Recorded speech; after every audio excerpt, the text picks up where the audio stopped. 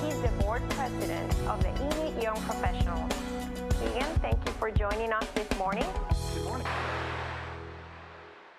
Welcome to One-on-One with Jomara.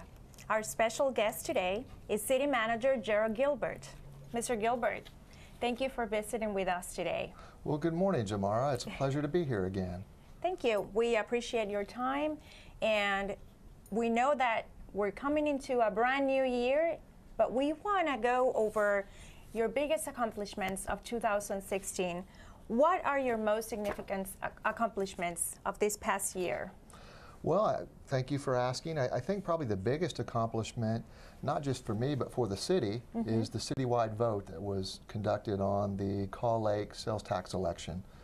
And we were all very pleased that that passed with about 67 or 68% of the vote. And that helped secure the future for the funding of the Kaw Lake pipeline extension or pipeline project. And so we look forward to moving into phase 2 of that in the new year. In fact, that's on the commission meeting agenda for tomorrow. Wow, that's really exciting.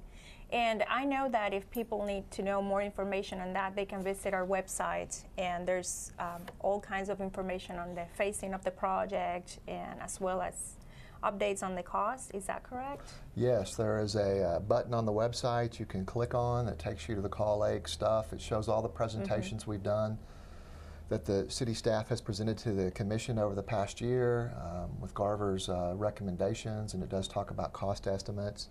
With the phase 2 part of the project, we look to refine the cost estimate as well as get to about 30% on the engineering for the project, which will allow that cost estimate to be refined.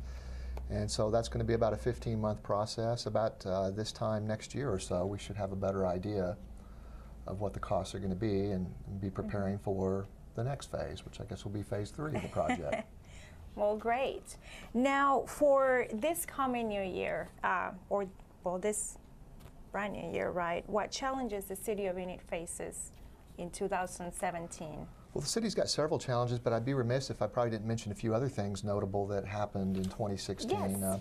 One of the things that comes near and dear to my heart is improvements that were made at Meadow Lake Park.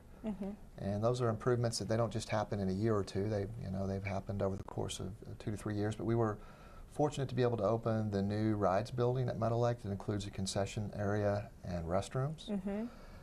We contracted with a person to bring paddle boats back to Meadow Lake Park. That was a big accomplishment. We opened the dog park and the slide there. In fact, you guys came out and did and filmed that, the grand opening, which I think was in July or so last year. So that was a big improvement.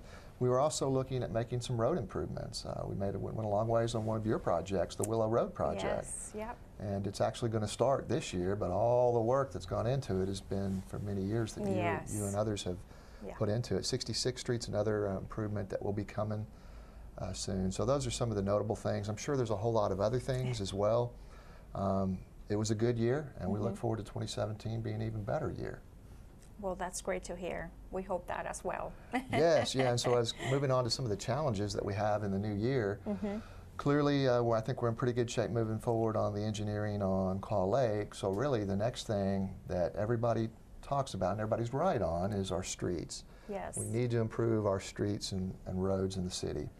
We are making some progress, and we probably need to do a better job of talking about that. We just talked about the Willow Road that'll be coming, I think, February 21st, is yes, that right? That's correct. And that'll take about 270 days or so to get to substantial completion. Yes. And it'll be wonderful when it's done, so people keep in mind, it'll be difficult while the construction's happening, but keep in mind the end goal of a nice new 4-laned Willow from Cleveland to Oakwood with sidewalks on either side of the road. Right. Be really nice. It's going to be really nice, yes. 66th Street's going to be improved from 412 to Willow, and that should get going. We're also working on the awarding before the end of this fiscal year the intersection project at Chestnut and Cleveland.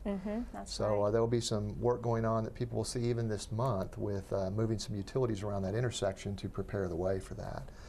So those are big road projects going on, but we need to figure out how to get more resources to our local streets, because just about every street you look at could use a repair or a replacement.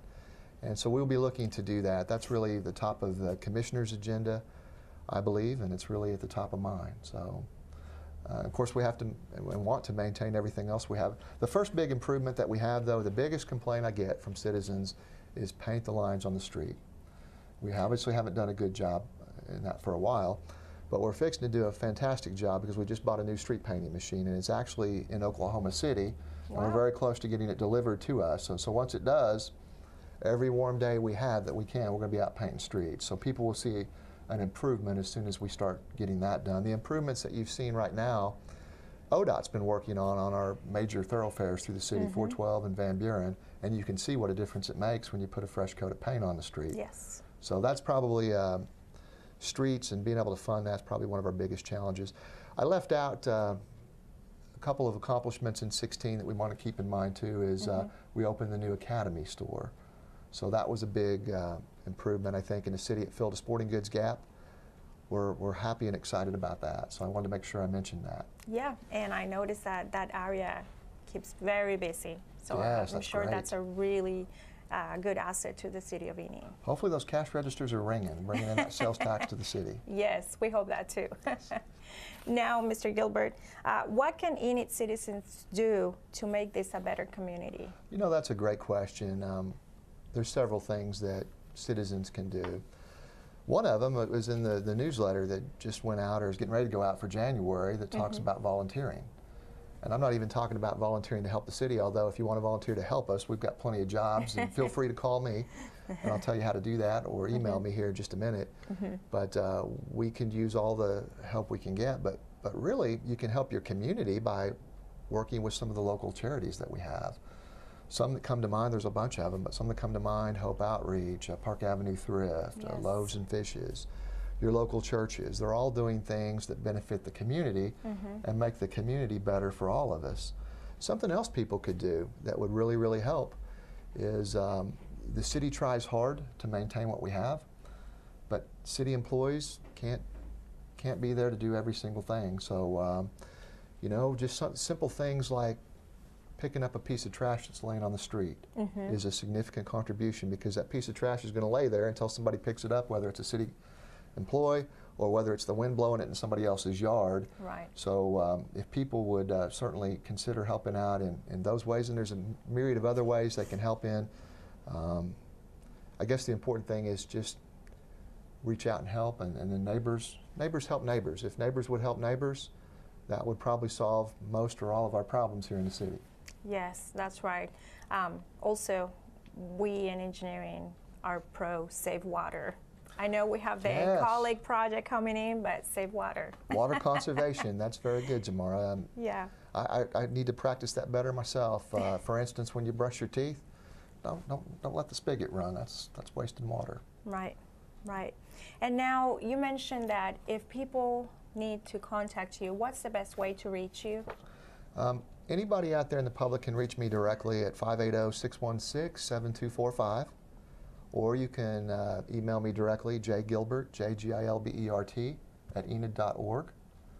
On the website, there's areas where you can ask the city manager. There's specific areas that when you respond to questions on the website, questions and answers software, that'll come to me too. So, but the best ways are probably just to call me directly or email me. And we also want to remind everyone at home that they can watch the City Commission meetings as well and know what's happening in their community and know that they have absolutely a part in it as well. And you guys and the television network folks, the guys standing behind the cameras here, have done an excellent job broadcasting all of our commission meetings. So it's a great way, and now we broadcast MAPC, and maybe we'll do some more in the future, we'll see.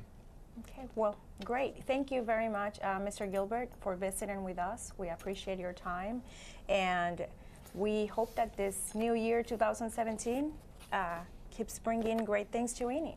Well, I think it'll be a great year. I want to wish everyone a happy new year. Yes. And I look forward to working with you and all the employees and the public to try and make Enid a better place for all of us.